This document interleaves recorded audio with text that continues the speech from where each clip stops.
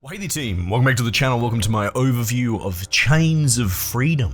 So for those on across it, I do overviews on this channel. It's where I have a look at the first 2 hours of a game. It's a Steam refund window. Steam says you can make up your mind about a game in that time. I generally would agree as a rule and say 20 hours in, you're probably not going to change your mind about how you felt 2 hours in. So it's short, punchy video, broad strokes info, keep it around 10 minutes, and you can make up your mind on your own. Alright, Chains of Freedom. This game absolutely slaps, and it's going to slide under everyone's radar, but I reached out to the dev because it sort of sits within this subgenre of, what would you call it? More linear, narrative-focused, but XCOM-like turn-based games. I think at first blush, it's probably going to get more comparisons to something like Mutant Year Zero or Miasma Chronicles, which I've played both a bit, but I don't know if I've covered them on the channel. Specifically with Mutant Year Zero, that's still a little bit more open world, like you got a base, you got different missions you can go on, that sort of thing. I think a better comparison, but might not be as well known, would be to Showgunners. And if you've ever missed that game, you should get it if you find any of these turn-based type experiences to be fun. But I love Showgunners. And what that ultimately is a XCOM-like combat, but it's tied together with moving between events, and it's all set in like a Running Man universe. It's fairly linear, and it makes a much more tighter experience. Don't get me wrong, this is not shade at XCOM. I love the XCOM games so much, but they're much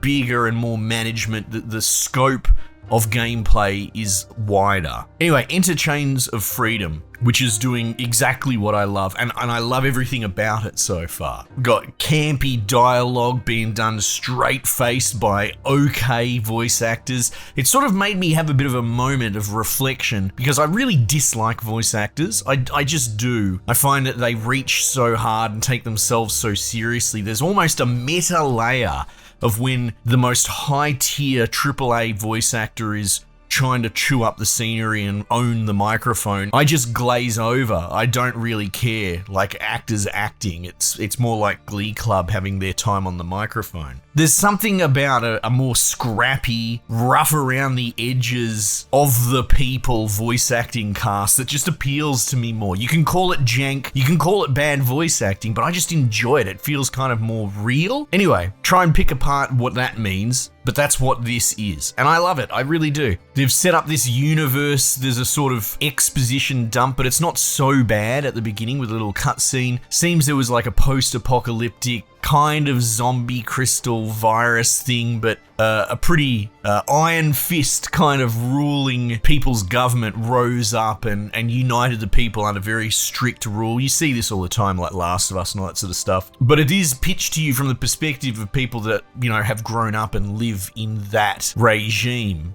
So it's fairly sympathetic. I kind of like it. They all have their catch lines, and it leans a bit more to sort of 40k zealotry. I don't have the lines memorized off the top of my head, but you know, it's almost like all for one and one for all. Like all the squad, there's a constant like call and answer between the squad leader and the squad.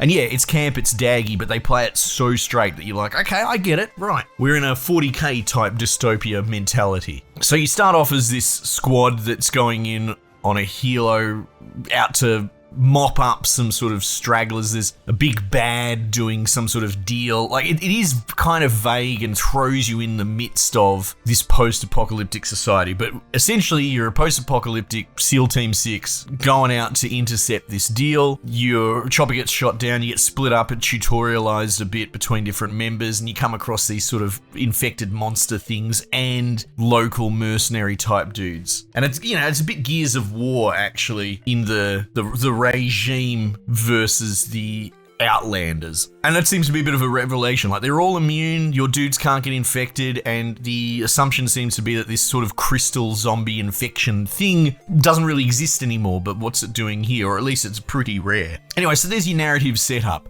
And ultimately you get your team back together and you move through the open world. Like I said, it's fairly linear, fairly path-based. You move around, pick up stuff all in real time, and then you'll go into little combat scenarios which go into a turn-based pitch battle. And it's all pretty functional, all very snappy with cover. You've seen this sort of stuff before. You could argue that it's more simple. I see something more streamlined personally, but Having said that, after my few hours spending it, it is starting to get more complex. The interplay with different weapons, like there is an ammo system and a crafting system, but it is all kept in the general inventory. So when you guys reload during combat, they draw ammo from the general super inventory, but you can run out and then you can open your inventory and change guns, and I've had exactly that happen. I just had a huge boss fight. I intercepted a deal between two factions and it all went sideways, and it's pretty cool. But those aforementioned crystal infection things, you can sort of pick them up and slot them to your dudes, and it's making some pretty wild interplay. It's thrown a lot of them at me. The screen that has all the crystal things lined up is fairly exhaustive. Like, even though I've probably got a dozen already in a couple of hours, there's way more than that. And they're pretty wild. Some are just straight what you would probably call like a boring upgrade, and they're very much give and take. So there is a balance to them. So it'll be like plus 15 accuracy, but minus 5 AP, something like that. But there's other ones that will give you passives. One of the first ones I got was that you just can't miss shots at all, but a missed shot counts as like a grace. So that's kind of just an objective upgrade. There are other ones where it's about balancing hard negatives. One where if your dude goes down in combat, he just dies, so he can't be like revived. There's a downed state and you can get your guy back in the fight. And I don't believe there's permanent death. I haven't had that happen. I've had revives in fight, but because it's all narrative and your characters are narrative and named and voice acted, I'm pretty sure it's more that dude will be out of that fight, but I guess who knows. But yeah, so you lose the revive state, which is pretty significant, but the bonus was significant. It was like way bigger health pool or something to that extent. Other things like that, it lets your AP roll over between moves, which is really helpful because your dudes will have, like, one of my starting dudes has 18 AP, but his main gun is 10 to use.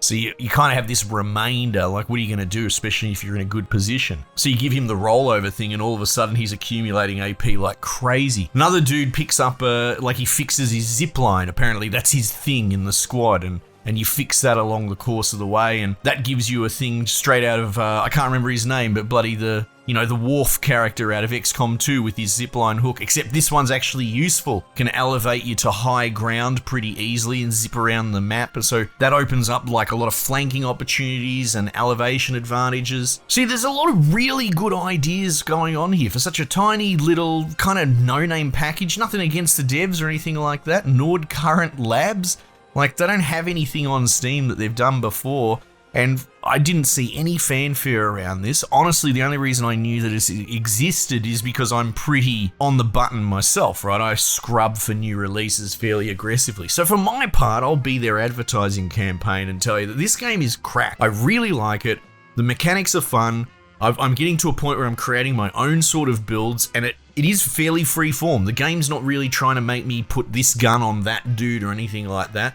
I've got a guy with a crossbow with bleed, and I'm stacking crit on him, and when he crits, it heals the rest of the team. So there's some pretty wild stuff in the opening hours already for something that starts off really simple. Like, if you played it for 15 minutes, you'd be like, oh my god, this is pretty basic, but that's because you haven't unlocked anything yet. And the narrative is compelling in a 80s action, camp, investigative sort of way. I'm curious what's going on, what's in this world. I fought, like, they put a giant bloody Dark Souls boss up against one of my dudes without spoiling. This giant fucking vampire bat crystal zombie thing, and it pretty much stomped and obliterated my dudes. What's that about? I want to know more about that. So yeah, I'm hooked. It's really cool, and you can hear it in my voice. I really hope that this video finds you as someone that maybe, stands in the corner of the party as that meme, like, I can't believe they don't know Showgunners is a fucking cracked game and everyone should play it. Like, if you're that guy, if you love that game, you need to get Chains of Freedom. Absolutely cracked.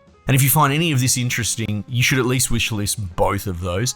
And beyond that, and I can't speak too much to it because I haven't spent a lot of time with Mutant Year Zero and its follow-up from that studio, Miasma Chronicles, but from what I understand, they're absolutely in the same space, albeit even more mainstream. So if you find any of these titles I'm throwing at you interesting, do yourself a favor and look into Chains of Freedom. Anyway, team, might just leave it there for the time being, and I'll catch you guys on the next one.